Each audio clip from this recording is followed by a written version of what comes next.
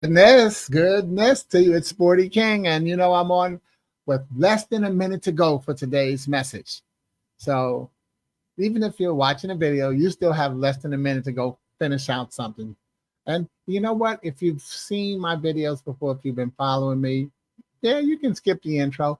But sometimes, you know what? The intro just has just a little bit more of a message for you based on recapping why you're watching. Think about that as whatever you subscribe to. A lot of times people say, oh, it's the same old thing. No, no, no, no, no. Repetition is strength. And sometimes you need to have what's called muscle memory. You need to watch the same thing over and over again sometimes. A lot of people say, well, you keep, doing the same thing and you expecting different results. Yeah, that's called practice. You can keep doing the same thing and you may get a better result because you've been focused and concentrated and committed to it. Okay, so let's get going with today's message. Okay, so first of all, goodness to you. And I always say goodness. Why? Because I don't know whether you're watching morning, afternoon, or evening. But isn't it great to have good in front of your salutation? Welcome to Gift Friday. I created it because so often we hear people say TGIF. Thank God it's Friday.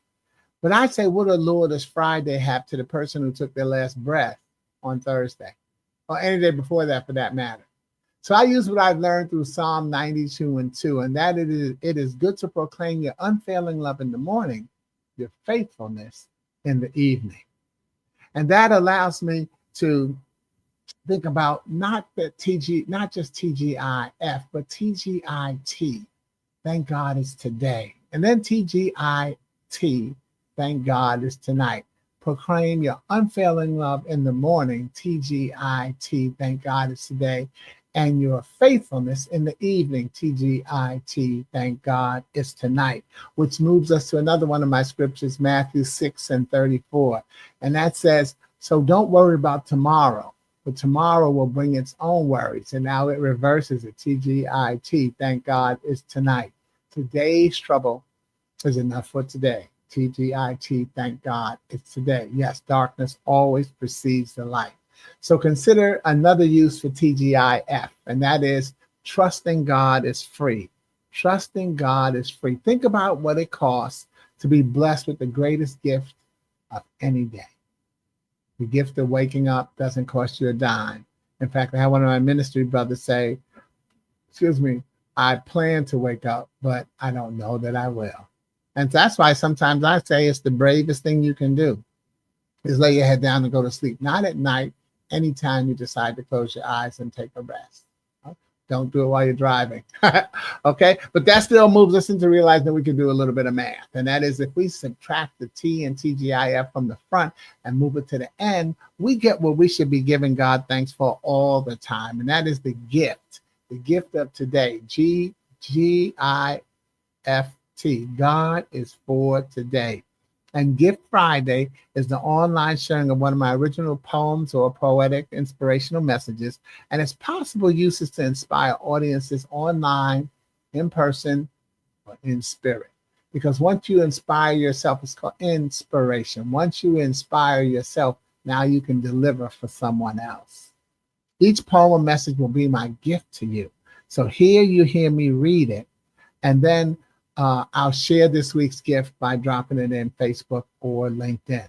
Now, I'm excited because today you also get a better sense of how, during my speaking engagements, I ignore what some people call death by PowerPoint. You ever say, oh my, here we go with death by PowerPoint? Yeah, okay, sure. What it is that's where someone is not comfortable with how someone else uses PowerPoint. So I don't deliver death by PowerPoint. I deliver breath by PowerPoint. See, people don't really care how many slides you have. They care about how you use them. So make sure that you upgrade your public speaking skills as well as your use of technology, because that really is the key. Now, this week's share is from 4 different sources. And the first is from a source. The first source is a fun post that I saw called whose job is it? This is a story about four people named everybody, somebody, anybody, and nobody. There was a job to be done. Now, everybody was asked to do it, and everybody was sure that somebody would do it. In fact, anybody could have done it, but nobody did it. Well, somebody got angry about that because it was everybody's job. Yet, everybody thought anybody could do it, but still, nobody realized that everybody would.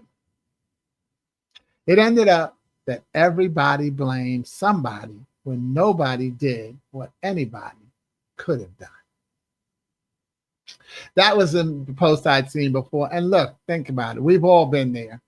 And we've all seen the negative results that usually come from the blame game.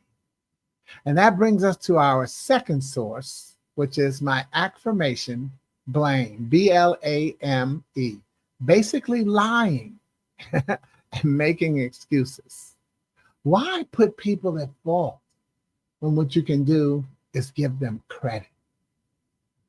You know, someone made a mistake, and the sooner they tell the truth about it, the more valuable they become to the completion of the project. Now, believe me, it sounds like a big risk being the one to admit that you made the mistake. However, the most important thing at stake is getting the job done. So if you're a leader, if you're in a leadership position, please be a better leader by appreciating the honesty as a valuable contribution to the completion of the job. Don't be so quick and looking forward to getting, coming down on the person who made the mistake as you are at helping your team be comfortable in admitting that they made the mistake, because the goal is to get the job done. You say you're looking for the big picture. Well, you need to be a part of the big picture. You see, who you blame is who you believe in. And so blame can also be believe in love and manifest excellence. See, that's the look at their value contribution to the completion of the job. Believe in love and manifest excellence. In the long run, who you blame is who you believe in, because you're giving them credit for having power over you. See, think about that. When you blame someone for something that was done to you, you're giving them credit for having power over you. Some of you know I'm driving Lyft right now, and I had a couple of passengers who his phone, the guy's phone had died out, and so he couldn't give me the PIN number. And so he and his girlfriend or his friend, whichever, and it was his girlfriend, his mate, and they were like, oh wow, could we just go and pay you? And I said, you know what? Every now and then you have to be a blessing. So I just took it off the clock and I said, no problem. I'll just drive you home. And, because it wasn't that far, like a 5-minute ride. And then I did that. And then I joked with them on the way. I said, you know what? This could be a great scam that y'all can use. That, the phone ran out of juice and you have no way of getting the PIN number. And so they laughed and said, oh no, we wouldn't do that to you. And I said to them, I don't believe you would. I said, but what I also want you to understand is that the way my faith goes, nobody cons me. Nobody gets over on me, because I don't give anything. I give out of my spirit. So you can't scam me. Now, as it turned out, when we got there, they said, look, let us do you a favor and cash app you.